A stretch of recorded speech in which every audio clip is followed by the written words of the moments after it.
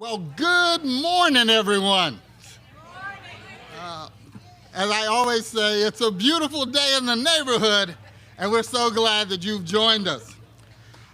Welcome, everyone, to the future home of Promesa Commons. I'm Tyrone Roderick Williams, CEO of Fresno Housing, and it is my pleasure to welcome you to the construction zone today. We have officially broken ground, as you can see, and this momentous occasion marks an important date in the history of Fresno Housing, and I am so proud to be here with all of you in celebration. I'd like to first start by addressing that yesterday, California really reached a major milestone in commemorating 2 years of our nation's leading Home Key California program. That's the program that funded the acquisition and rehab, the initial rehab for this particular project. The program's funded over 12,000 homes in record time to address homelessness.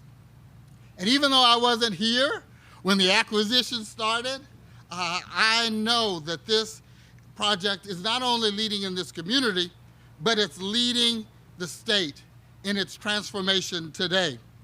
I'm elated to honor the community in joining us today in supporting Promesa Commons, formerly known as Sun Lodge. This will be the first property of many along Parkway Drive to be converted to permanent, affordable housing. And I do want to highlight that this amazing property and all the work that's already been done could not have been done without some incredible key partners. Turning Point, anybody from Turning Point here? Turning Point? Fresno Regency Property? Anybody? If you're here and I call out your name, raise your hand, please. Brad Hardy? Okay, Brad. Live Again? Richard in the rear, you'll hear more from him. And so please, let's just take a moment to celebrate all the hard work accomplished by so many here for the Parkway Drive neighborhood transformation. And regarding Project Home Key, you're going to hear more about that from Mayor Dyer in just a few minutes, but I also want to take a moment to celebrate a huge accomplishment in the history of Fresno Housing. Fresno Housing, whether you realize it or not, is very a unique organization because not only are we the housing authority, but we are an affordable housing developer. Less than 5% of public houses across the country develop their own housing. I want to repeat that. Less than 5% of public housing authorities across the country develop their own housing. And so it was back in 2008 when the Board of Commissioners made the intentional decision to invest in affordable housing development. Since then, we have become a leader at the state and national level as an affordable housing developer. This groundbreaking today happens to mark the 40th affordable housing development developed by Fresno Housing. In just 14 years, these developments created 2,400 units of quality, affordable housing throughout Fresno County and has injected over $735 million into the Fresno economy. We are not only the housing authority, we are an economic engine for this county. Our Chief Real Estate Officer, Michael Duarte, has led the development team for all 40 of these projects. We could not be more grateful to his leadership, to his expertise throughout his incredible journey, and we thank him and the entire development team for their commitment and dedication given not only to this agency, but to our residents, to our families, to our children who call our developments home. Please join me in celebrating the entire Fresno Housing team, as they've truly done a remarkable job. If you are part of the Fresno Housing team, please stand. I'm going to repeat that. If you are part of the Fresno Housing team, please stand. Thank you all. And if you don't know who Michael Duarte is, he's the guy with the cool glasses on the front row.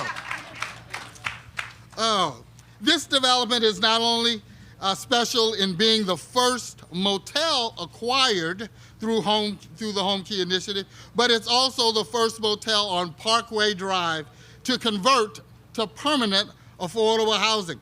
We know that this is a major step in the whole neighborhood transformation. And that's why we've chosen the name Promesa Commons. It's based on the word promise. We made a promise to this neighborhood and its residents that when these buildings would be acquired, that they would then be redeveloped. And we are holding true to our promise. And now the next time that we all gather, oh, this is going to be a place of wow. And so we look forward to inviting you back to the ribbon cutting and to celebrating not only the construction, but the completion. It's one thing to start. It's a whole nother thing to finish. And so we look forward to celebrating that. And at this time, I would like to acknowledge our elected officials and Fresno Housing board members joining us today for their continued support for Fresno Housing. Mayor Jerry Dyer, Councilmember Miguel Arias, Fresno Housing Resident Commissioner Sharon Williams, and we have staff representing Congressman Costa's office. And we really appreciate and thank all of you for joining us today. And now it's my honor to introduce the champion for the city's housing initiative supported by the whole city council. We appreciate your investment in affordable housing across this city. I'd just like to welcome you to the mic, Mayor Jerry Dyer.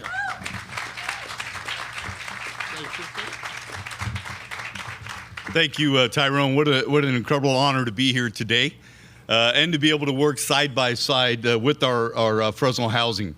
Somebody that I have grown to admire since he's come to Fresno from Sacramento is Tyrone Williams, our CEO at Fresno Housing. And he has been blessed with an incredible team. And he has asked me in a private meeting in a very stern way to not hire any more of his people. So, Mike, you are off limits now. I did hire Kelly Furtado, who's my chief of staff from the Fresno Housing.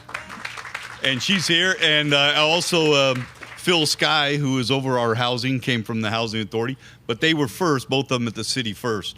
And then Matthew Grundy, my deputy mayor, he was a CEO for Habitat for Humanity. So I am surrounded by people that know housing and affordable housing. So that's what makes my job a lot easier. You know, one of the things that drives us, I believe, as a community is having not only a vision, but a shared vision. We have a shared vision in Fresno between the administration, our council member especially here today, Miguel Arias, our Fresno Housing Authority, all of our service providers, Turning Point, and the like. And the state of California shares our vision. And that's important because we're getting a lot of funding from the state of California on Home Key. But it is that shared vision in terms of how we address housing and homelessness that is allowing us to be successful. If you have sustained funding, which we do, and you have great partners, which we do, and you have a plan, you will be successful. And we are working in a shared capacity right now to be able to address those. That's why we've been able to house over here over 1,200 people from our streets who were homeless.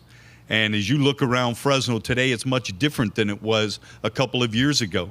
But it could not have happened unless we would have transformed Parkway into what we are with emergency shelter on the short term, but long term, that transformation that we're going to see starting with Promesa Commons. It is that long-term process that's going to allow this to become a beautiful area that was once infested, unfortunately, with a lot of crime and a lot of violence, is now being transformed and will continue to be transformed over the years to come. And you know, we just finished up our One Fresno housing strategy this year under actually co-chairs Matthew Grundy as well as Tyrone Williams. And one of the things that we saw was the importance of not just housing in our city, but the type of housing. We need 6,900 affordable units over the next 3 years, as well as 4,100 market rate units. But that only gets us to about 26% of our need. The demand for housing in Fresno has skyrocketed, and we have to do things very unique and very creative in order to meet that demand. But we are well on our way. And one of the things we saw was the importance of having 2- and 3-bedroom units in our city. We have a lot of 1-bedrooms and a lot of studios, but we find that families that should be in a 3-bedroom or in a 1-bedroom. This is going to meet much of that need. Standing behind me, or this area behind me, that is going to be both 2- and 3-bedroom apartment units. He talked about turning our home key. Home key 1, we were provided a lot of money to go out and buy emergency motels to convert to emergency shelter. And proud to say that we have now been awarded as a city $54.5 million this year from the state of California on our home key projects. We had previously received about $13.4 million. And yesterday we were, release went out from the governor's office that the remaining $41.1 million is coming our way. And that is really what's going to allow us to do a number of things. It's going to, the new award will allow the city to rehabilitate the Ambassador Inn, the Villa Motel, and the Valley Inn, which are just down the street.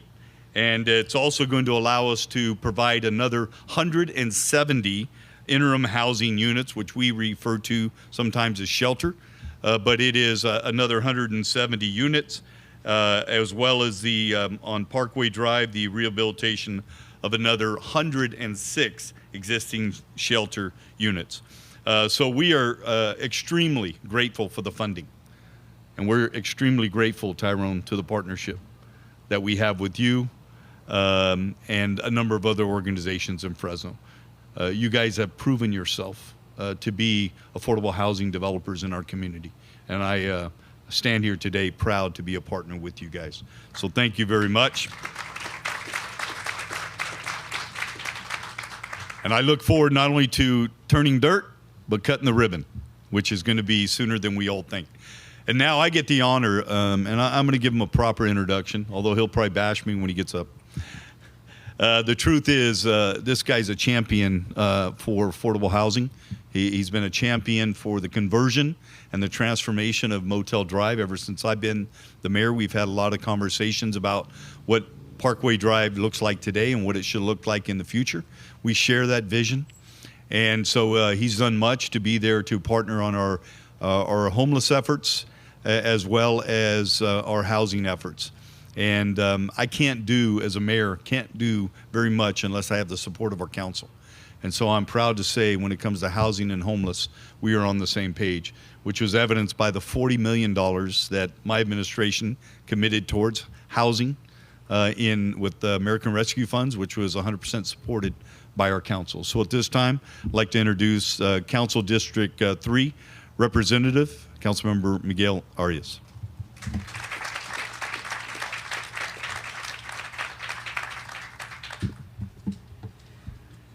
The mayor has figured me out. He says super nice things about me so that I'm not mean to him. He just forgets that I have really short memory. Yeah, you do. Let me go off script a little bit and tell you how we got here. I think explaining to people how it is that we arrived at this $30 million project is important. You know, when I ran for office in 2018, you heard from every neighborhood. Tower District wants historical homes revitalized. Tower Theater saved. The downtown wants historical buildings preserved, housing up, a high-speed rail station. Central Unified wants more tract homes and sidewalks to their schools to connect kids to walk to them. West Fresno wants a college campus, a grocery store, a market rate housing. The one place that didn't ask for anything was this place.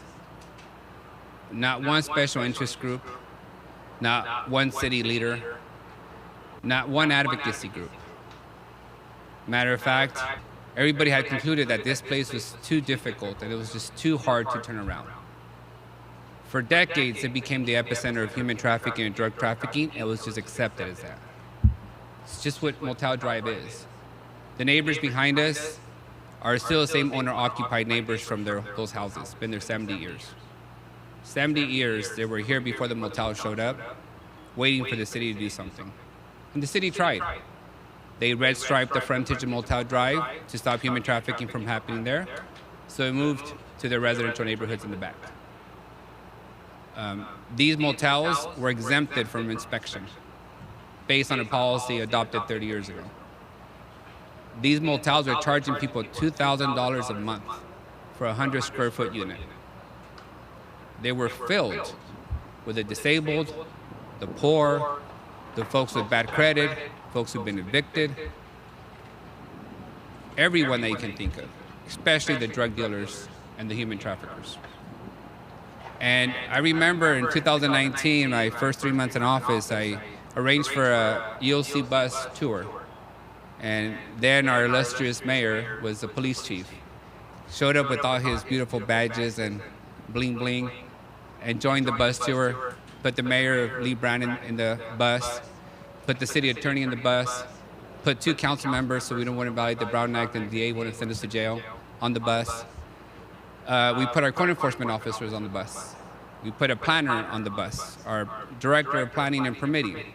And we visited multiple motels on Motel Drive. And everybody got to see firsthand what Motel Drive had become. As a matter of fact, we got some services offered to us in the tour of Motel Drive. As I recall, they knew Jerry Dyer by first name. The only people in Motel Drive was a handful of folks trying to serve them. Only people here. Richard Burrell, one of them.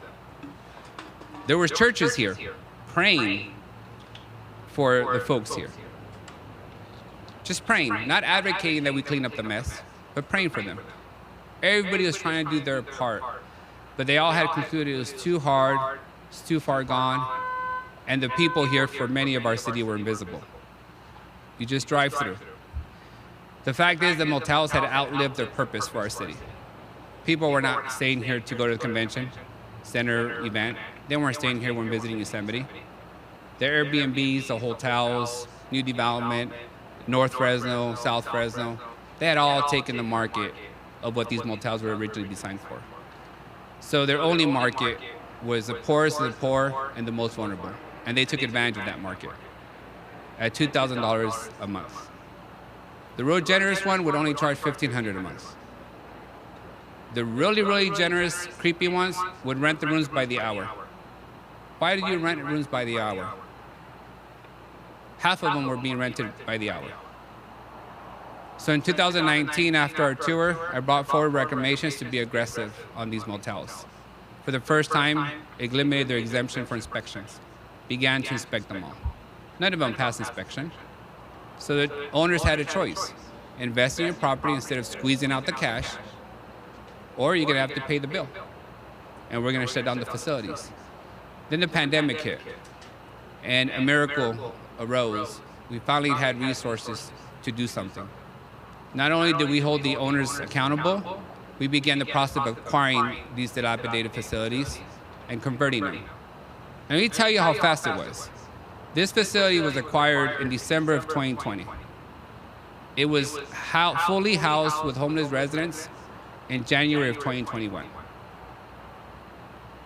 A year and a half later, it's being torn down for permanent conversion to permanent housing. And the director's right, we made a promise to the neighborhood. Allow us to house the homeless, thousands of them, in your backyard. Believe us that we will put things in place to make sure that it doesn't get worse there. As a matter of fact, Crime is down in this area. Prostitution is down. Drug trafficking is down. Caltrans has plans to terminate the exit interchange on Belmont and 99, fully funded. Expand the interchange on all of the 99. Some of those liquor stores will go down. The city is working on a plan to reconnect this area back to Roding Park with a pedestrian bridge over the freeway. We have committed to this area, but we've also followed through with our commitment. And today, the City of Fresno and the Housing Authority owns 70% of all the motels on this corridor. And the ones that we don't are being held accountable. And they'll have to make a decision. Do they want to continue being in the business of renting to the poor as permanent housing by acting like a motel? Or do they want to sell or reinvest themselves and go into permanent housing? This couldn't have been done by us alone. And the mayor has been there the whole time. Credit to his team. It only took 10 changes of plan checks to get to this point. The average is 10, but this one took 10. I'm sure the next one will be 1. But in all seriousness, this work is hard. It's extremely hard. It takes a lot of work. It's extremely difficult. But we have launched a process to master plan this whole area.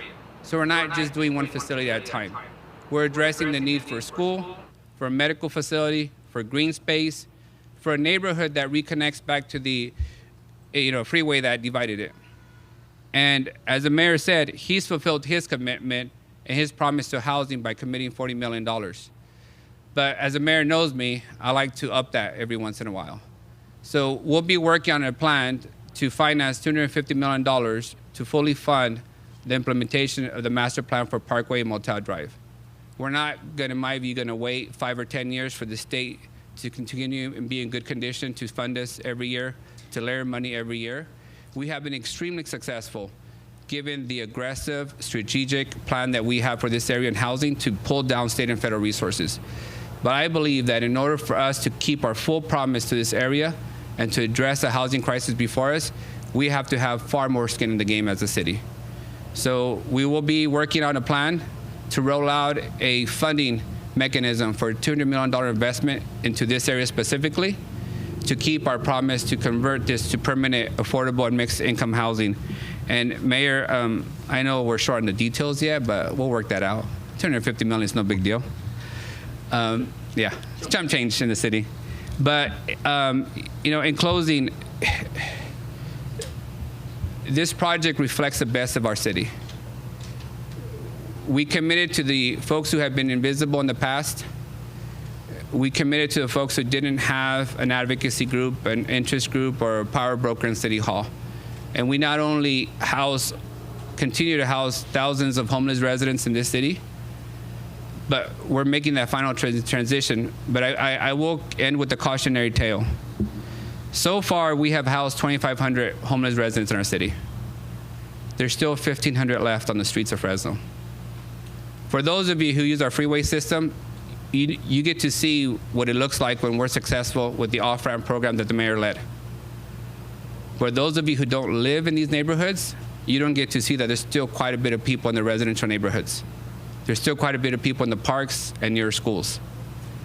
And I am fully convinced that we will not address the next 1,500 folks in the streets of Fresno without the County of Fresno coming to the plate with a similar and equally aggressive approach to housing the homeless. Of the 9 shelters that we currently operate, none of them are owned or operated by the County of Fresno. It's the City of Fresno and the Housing Authority. The County of Fresno is a premier entity that receives all the money for social services, especially for the homeless. We have done a huge lift in our city, and we will continue to do our part, but we need a partner in the County of Fresno like we have found a partner in the Housing Authority. One who's willing to put skin in the game on the short term, on the long term. If we can finance new freeways, if we can finance and bond out for animal and dog shelters, then surely we can finance housing the most vulnerable and the needy in our family in our city. And I am hopeful that we will do that in the next few years in order to demonstrate to the rest of the state of California that the City of Fresno has done it right. So thank you, Mayor and Housing Authority.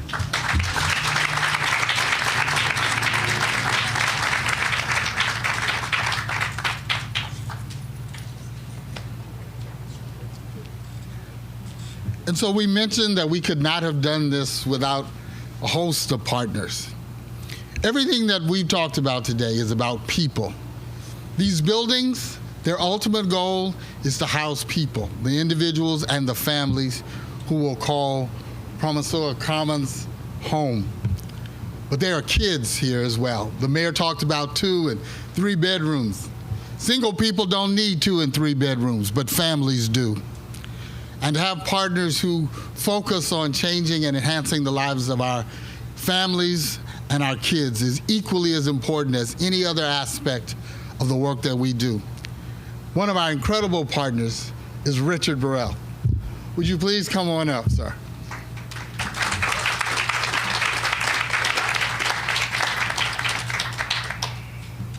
I want to thank you for this opportunity.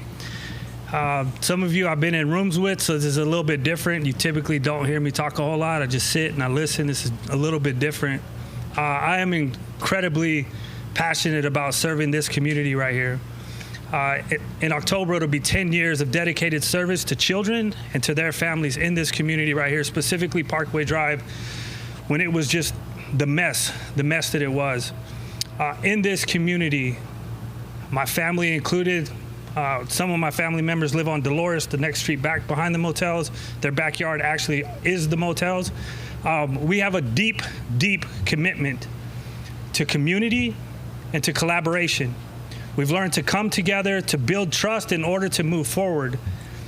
And I want to say thank you, Mayor Dyer. Thank you, Councilman Arias and your teams for collaborating and coming together in ways that you have to make things better, to make things not just look better, but when we walk down the street or we stand at the bus stops in the morning time or walk down to the donut shop to get coffee in the morning time, it feels better. Things sound better, right? I want to thank you for making a commitment to this community and keeping your word. I don't know why that happened.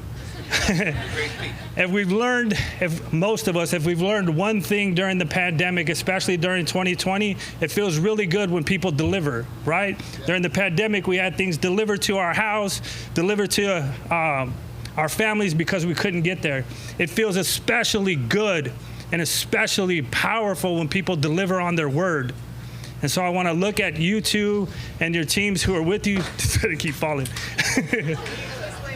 I want to say thank you. I am extremely grateful for you all making a promise and a commitment to this community and then honoring and delivering your word, on your word.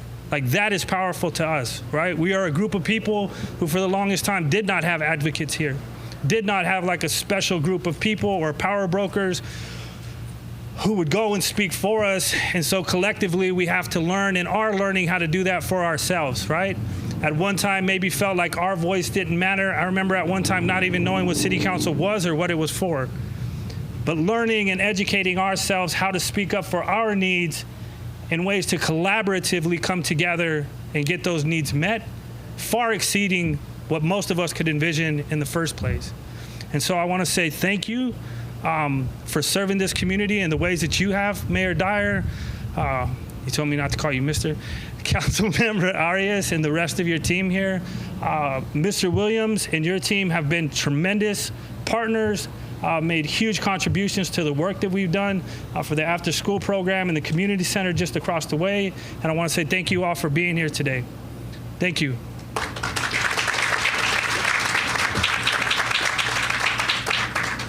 It brings me so much joy.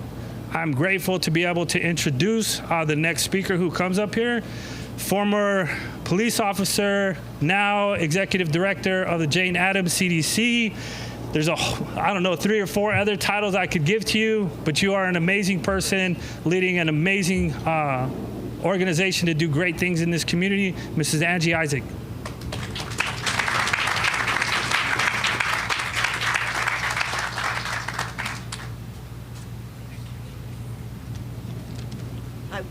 I was going to say I'm going to be added to the group of former city employees. But I'm not with housing, but I'm hoping to be partners with you guys. So yes, my name is Angie Isaac, and I'm the Executive Director for the Jane Addams Community Development Corporation. The organization was founded in 2019 by a former city employee, Elaine Robles McGraw. And although we started in 2019, the dream to have a CDC in the Jane Addams area had been growing for about a decade. Our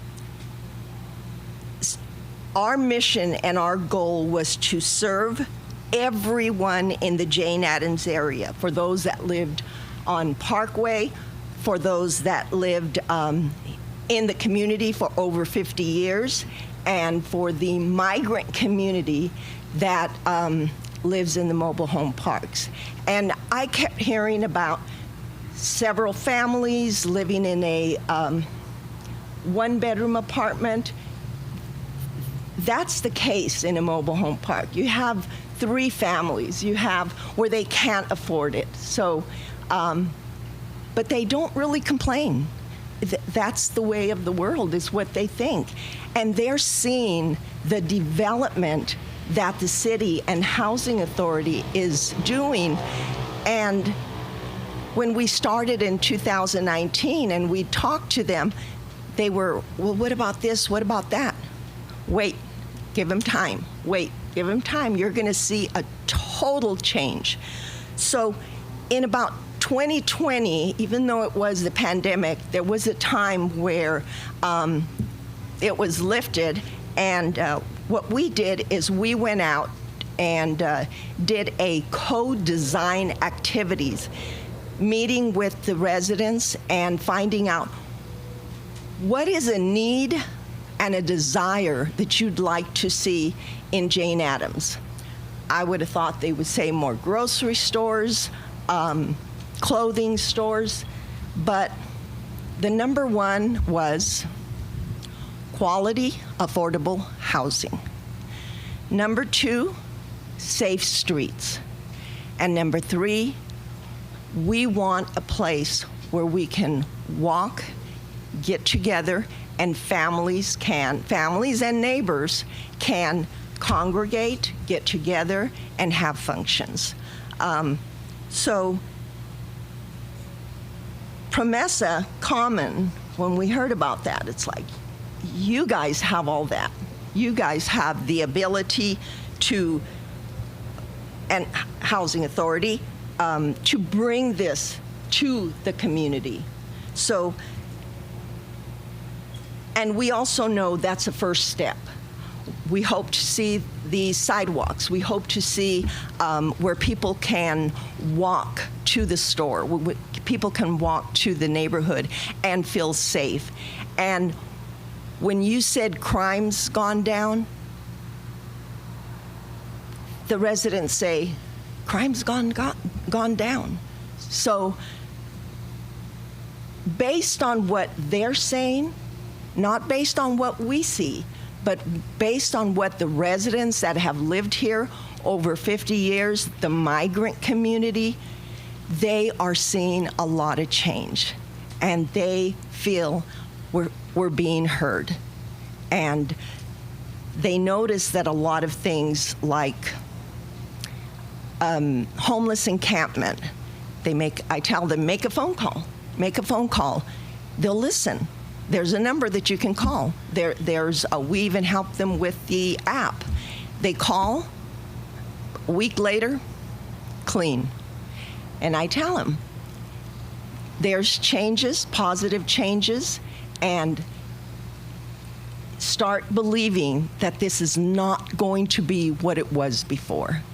So Jane Addams, the reason we call ourselves Jane Addams is because she was a social worker and advocate, and she also won the Nobel Peace Prize Award. And she had said, "We stand today united in a belief in beauty, genius, and courage, and that these can transform the world." So thank you to all of those who continue to see the beauty in Jane Addams, for your genius in developing and executing this monumental transformation, and for your courage to take the challenge. And on behalf of the residents of Jane Addams, I'd like to thank you from the bottom of our hearts. Thank you.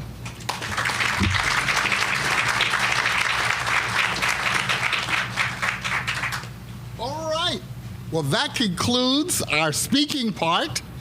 But we are going to assemble and grab a shovel. I'm going to ask Mike to come join me at the podium. As I shared, this is the 40th. This is, come on up, sir. This is our 40th project. And so Mike, along with all of the rest of you here, will have a chance to take photos right here as we get ready. I'm going to yield to Brandy to be the cat herder, and we're going to follow her directions, and we'll get this moment sealed in time. Thank you all for coming out. And just in case you didn't know, we've got a few refreshments on the back table, and we encourage you to help yourself. Thank you, everyone. You want to work for the city council? We pay more than Look, I didn't make the promise. I offered the job to go to the city council.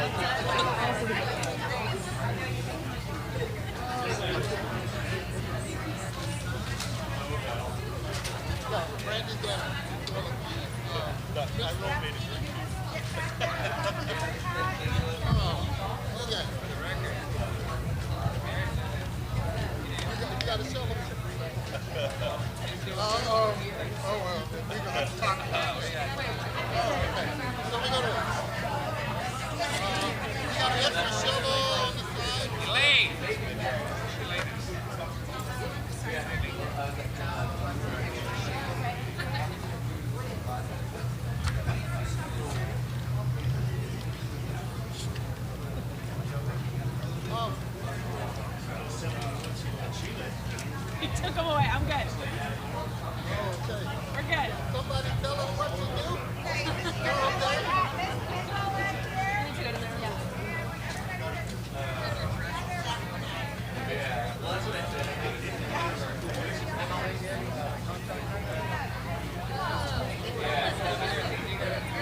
Yeah.